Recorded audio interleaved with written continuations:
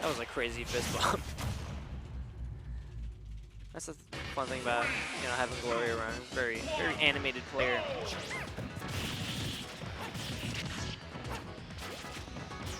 So we're gonna have to see, you know, Glory in a tad bit of an early lead here. Although anything can happen.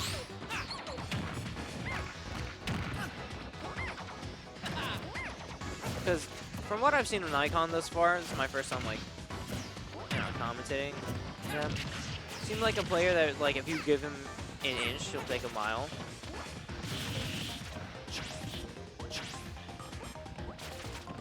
So we're gonna have to,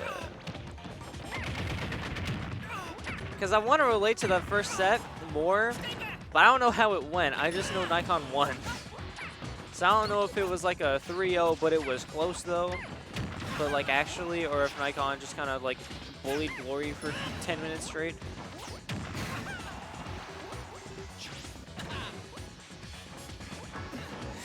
And those Guardian Orbitars, I think, are going to be Glory's saving grace. You know, kind of trying to get back to stage.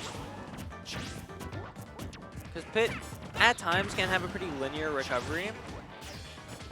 So it's not entirely all too hard for Jigglypuff to kind of exploit that. So Glory might have to get a tad bit creative in these different like routes. Gonna be finding that up smash though.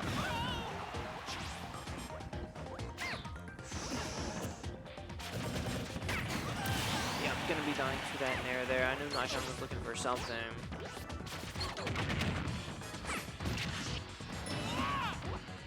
But I guess that is kind of the thing about that I'm realizing about having two characters who both have multiple jumps, is that we can take the fight literally anywhere and they'd both be fine.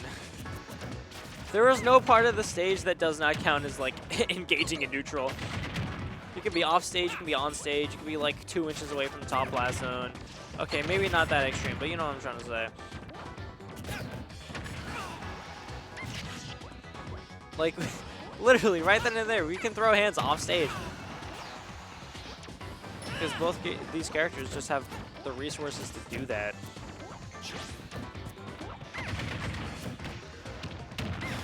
Missing attack, only getting a hit by a dash attack for it.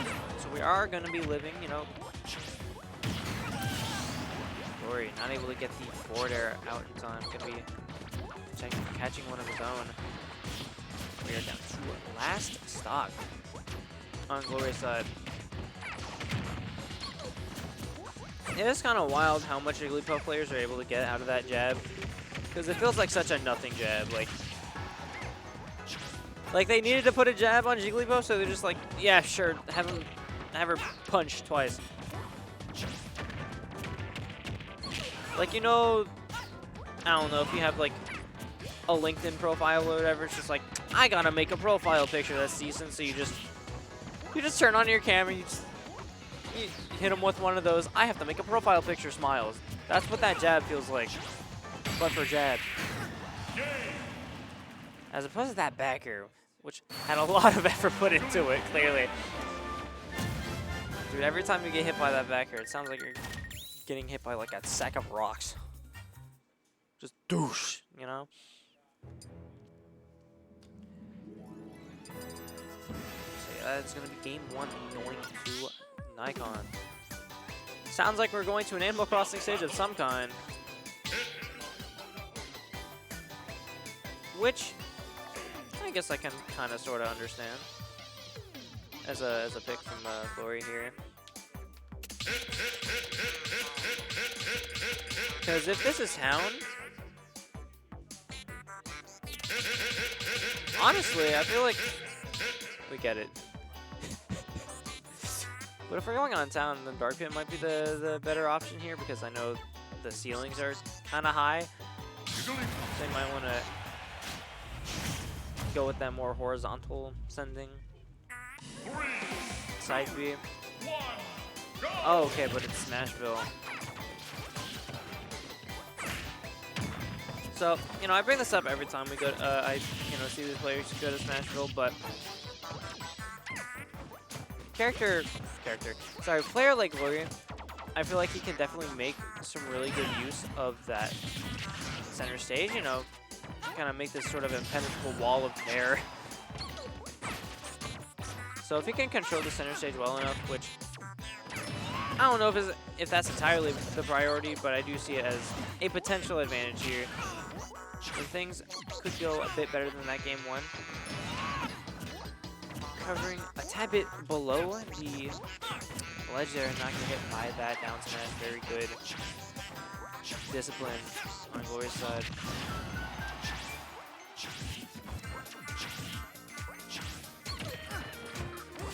Glory using the arrows kind of the only way you can against Puff there. You're not really, you're kind of hindering the recovery, but not in any way that like matters too much. You're kind of just like, yep, I'm putting on %. And you know, sometimes Smash can be a game of inches, so that can matter sometimes. Either you're just barely hitting somebody into the % range for like a kill setup, or you're just making your kill move a tad bit less DI-able.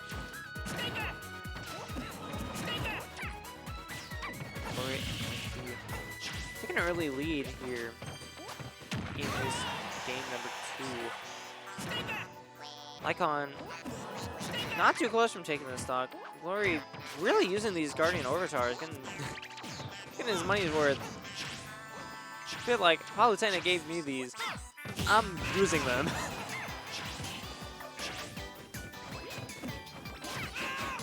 Actually, I don't even know if that's the lore.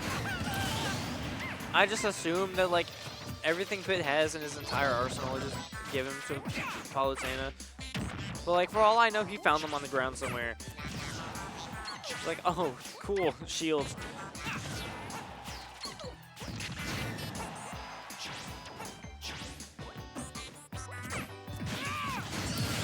Yep, very.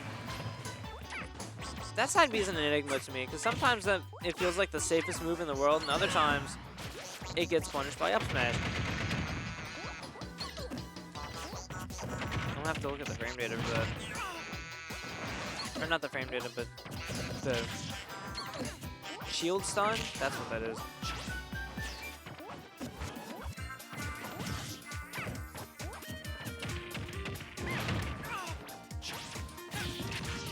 Going for a head guard. Gonna be finding it with that down smash, but Glory was able to get out a bear.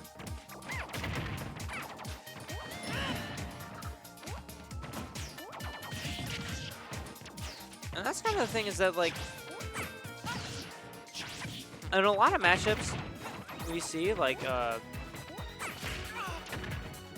when either one of the players is at ledge, it's kind of like a pivotal moment in the game. Like either a lot of damage is about to happen or a stock is going to be taken. But I feel like in a matchup like this, both these players are really well equipped, or I should say these characters are really well equipped to just kind of bypass that part. Because Glory, as we've seen, throws out the Orbitars. And then Puff has some pretty good tools like that. It happened again. I'm gonna say like that that side B, you know, comes out pretty fast, and then also Puff just has that really good air mobility and pretty good, you know, speed on the aerials. So kind of just generally very threatening, and it makes it kind of hard to predict what the Puff is gonna do. But that is kind of an unfortunate way to end that second game, because Glory was so much more into it, you know? Kind of looking like it was going to go their way, but very unfortunate SD. Going back to Smashville, I completely understand, because that loss was not the stage's fault. Yeah, that might be, excuse me, side B is going to be very punishable.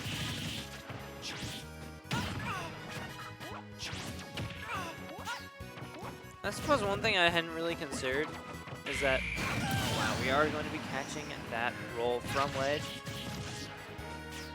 Well, you're getting a bit of a combo for it, but Puff being as small as she is, and a lot of Pit's moves being kind of specific, some of them are, some of them aren't. Like, Nair's not, but like, the fair is. Some of the more important moves, I'd say, are kind of more limited in their range. Makes neutral a bit awkward for Pip. Not going to be catching the up smash there, although it was sorely needed on Glory's part. Nicon's running it back right here. I'm gonna go out on a limb and say that F smash was maybe. I've seen Kirby's F smash like that, so it probably wasn't actually accidental. Hard to tell. We are going to be catching that aggressive recovery with a back air here. Nicon just kind of playing perfectly around all of these options that Glory's throwing out. Definitely there's Glory on the ropes here, kind of in their mind as well. I'm surprised that side B didn't connect.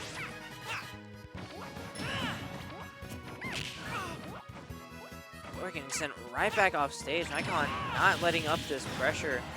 Glory still has yet to find this first stock. Looking kind of raps. You know, and that's still not gonna be killing. I never like counting people out of games, but like it gets to a point. This is like, you know, when people say there's a mountain to climb that they still want to win. That's a start, but like it's still like 12 Mount Everests, and now it's a million Mount Everest, infinite Mount Everest. Actually, it is no longer surmountable. But yeah, that was just solid gameplay from Nicon there. And if you want to see